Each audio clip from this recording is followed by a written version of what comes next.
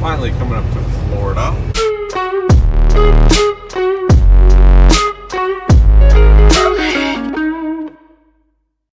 Some big pine trees here, kind of different than what I was seeing out west. It's all like cactus in the desert. And there it is, Florida, with its fancy palm trees coming up, Florida state line. Florida welcomes you. Yeah, and the palm trees, boom, boom, boom, boom. What in the world are you doing? This guy is just brake checking me in the rain. All right, if there's anything that annoys me more than putting a recent model new car in reverse and having the sound of the radio disappear, it's people having their hazards on in the rain. It's already bad enough that I have to live in the future, in the 2000s, knowing that on some cars, you're interrupted. You're interrupted with listening to your favorite music, right? In my case, old 80s Russian techno songs, right? When you put it in reverse and trying to back it into a parking spot where you're in a good mood, and so you'll be ready to pull out. It's already bad enough I have to know that exists. God forbid, I've been in a couple cars that do that. It's already bad enough. You know, my life is terrible enough with that. And every now and then, people with cars that have bald tires, they're new drivers, they're not professional drivers, they're driving in the left lane or all three lanes flashing in the rain. It's like, if you got a dangerous car, pull over or stay in the right lane, go slow, go 40 miles an hour in the slow lane. It's fine, you know. But, you know, if you have, you know, and this Hyundai there in the first clip, they went from like 75 to 45 as soon as the rain hits. It's like, oh my gosh, you didn't see the rain a mile ahead? You see it's raining over there, and if you can't handle it, slow down ahead of time. But no, he slams on his brakes in the left lane. I have like nothing to rely on except my brand new tires to slow me down in my brake pads, so I don't kill you. And then I politely flash my lights, my high beams.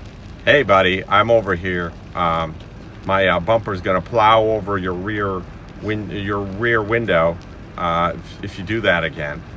You know, you might want to take the right lane. And the guy brake checks me.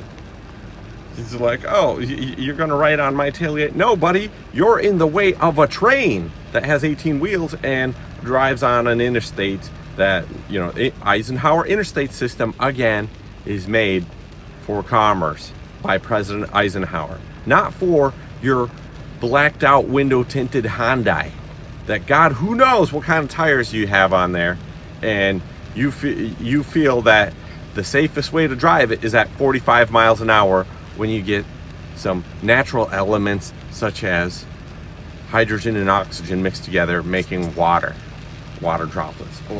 Like, I just can't believe this, you know. And correct me if I'm wrong, but somewhere I seen even a sign.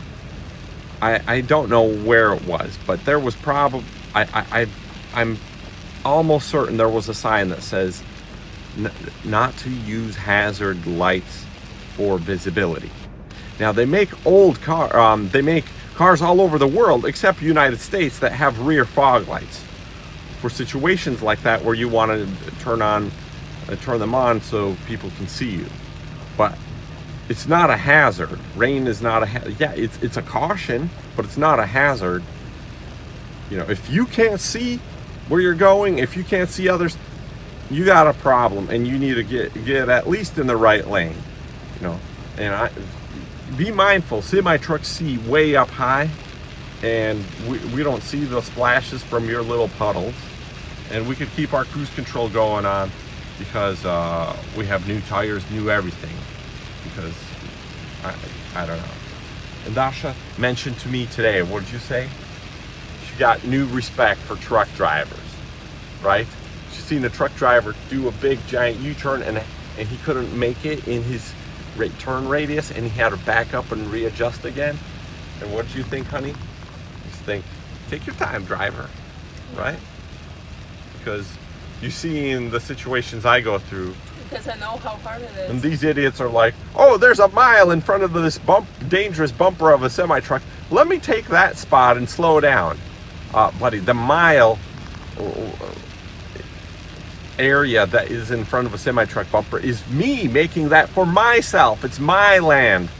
For me to slow this train down, okay?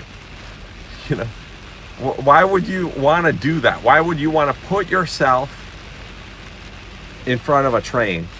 Because sometimes I think like the drivers don't realize how hard it is to slow down for such a big truck. They never driven it, so they don't know how you it want is. our bumper to go through your back window? It's like, why would you do that? You know, just write it on there. Hey, buddy, please put your bumper through my window. Know what? It should be in the book. It should be in the driver. You learn this theory, If you work for the Department of Motor Transport and you can have some coffee with the guy who makes the driver license book, handbook, make a section about trucks. Say, stay away from them. But it does say that. It does say that, and it shows blind spots for school buses behind, on the side, in the front. It does say that. Yeah, so I don't know. Share this with the people that drive automatics, tint their windows, and think a Hyundai with ball tires or whatever the guy had in that blue Hyundai. Share this with him.